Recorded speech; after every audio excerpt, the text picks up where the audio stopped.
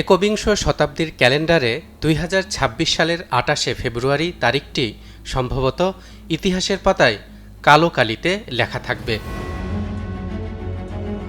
তেহরানের আকাশে যখন মার্কিন ও ইসরায়েলি ক্ষেপণাস্ত্রের গর্জন শোনা যাচ্ছিল, তখনই বিশ্ববাসী বুঝতে পেরেছিল শান্তির যুগ কেবল শেষই হয়নি, বরং আমরা এক ভয়ঙ্কর নতুন বাস্তবতায় প্রবেশ করেছি। যে হামলায় ইরানের সর্বোচ্চ নেতৃত্বকে টার্গেট করা হয়েছে তা কেবল একটি সামরিক অভিযান নয়, বরং এটি একটি বৈশ্বিক আগ্নেয়গিরির বিস্ফোরণ।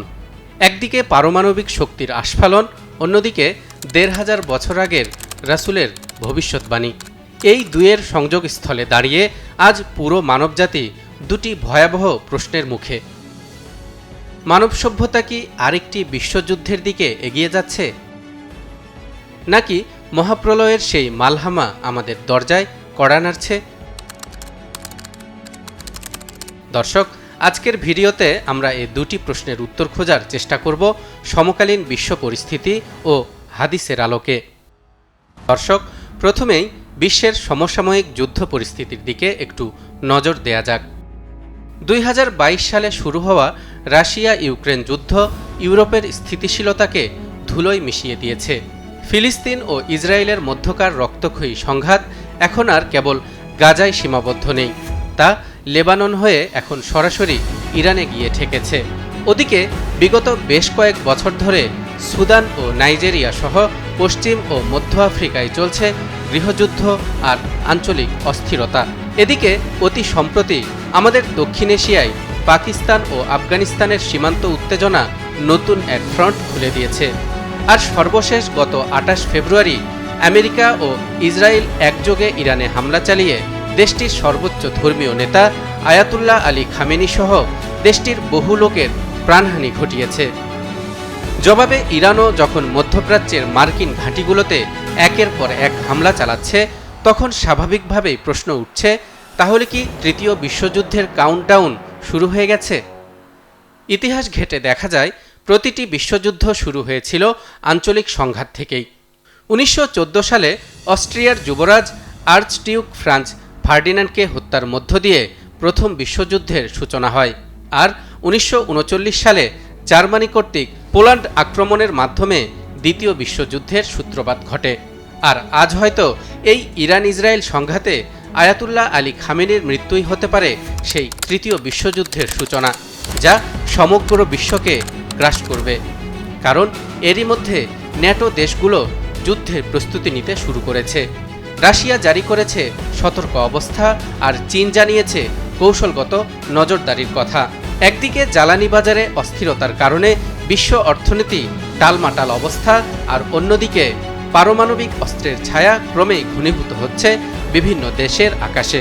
বিশ্লেষকরা বলছেন, এসব আর বিচ্ছিন্ন কোনো ঘটনা নয়, বরং বিশ্বব্যাপী চলমান সংঘাতগুলো পরস্পর সম্পর্কযুক্ত হয়ে দীর্ঘমেয়াদী রক্তক্ষয়ী যুদ্ধে রূপ নিচ্ছে। ঠিক এই জায়গাটিতেই প্রাসঙ্গিক হয়ে উঠেছে আজ থেকে প্রায় ১৫০০ বছর আগে দেওয়া মহানবী হজরত মুহাম্মদ সাল্লাল্লাহু আলাইহি ওয়াসাল্লামের সেই ভবিষ্যৎবাণী। হাদিসের কিতাবগুলোতে বর্ণিত আল মালহামাতুল কুবরা বা মহাযুদ্ধের বিবরণ বর্তমান পরিস্থিতির সাথে আশ্চর্যজনকভাবে মিলে যাচ্ছে। হাদিসের বর্ণনা অনুযায়ী মালহামা কোনো একদিনের যুদ্ধ নয়, এটি হবে দীর্ঘস্থায়ী, বিধ্বংসী এবং রক্তক্ষয়ী। সেখানে বলা হয়েছে এই যুদ্ধে পৃথিবীর জনসংখ্যার একটি বড় অংশ বিলীন হয়ে যাবে। মালহামার প্রেক্ষাপট হিসেবে যে এলাকাগুলোর কথা বলা হয়েছে, প্রাচীন শাম তথা বর্তমান সিরিয়া ও এর আশেপাশের অঞ্চল, ইরাক এবং পারস্য তথা বর্তমান ইরান। আজ কাকতালীয়ভাবে সেই অঞ্চলগুলোই যুদ্ধের মূল কেন্দ্রে পরিণত হয়েছে। হাদিসের বর্ণনা থেকে স্পষ্ট ইঙ্গিত পাওয়া যায়, মালহামার এক পর্যায়ে বর্তমান আরব উপদ্বীপ এবং পারস্য তথা ইরান অমুসলিমদের অধীনে চলে যাবে এবং পরে মুসলমানগণ তা পুনরুদ্ধার করবে।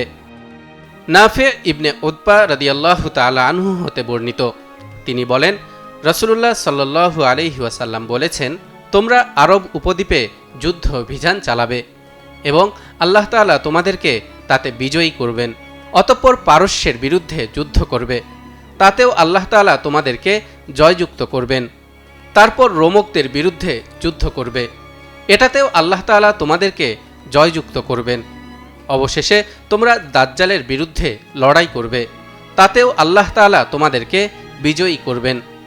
ধর্মতাত্ত্বিক গবেষণায় মালহামা কেবল একটি ধ্বংসযজ্ঞ নয়, বরং এটি একটি বড় পরিবর্তনের সূচনা।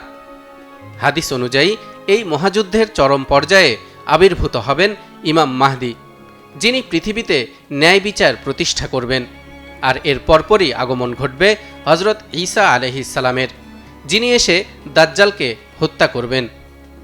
বর্তমান ভূরাজনৈতিক মেরুকরণ দেখলে দেখা যায় বিশ্ব আজ দুটি স্পষ্ট ব্লকে ভাগ হয়ে গেছে।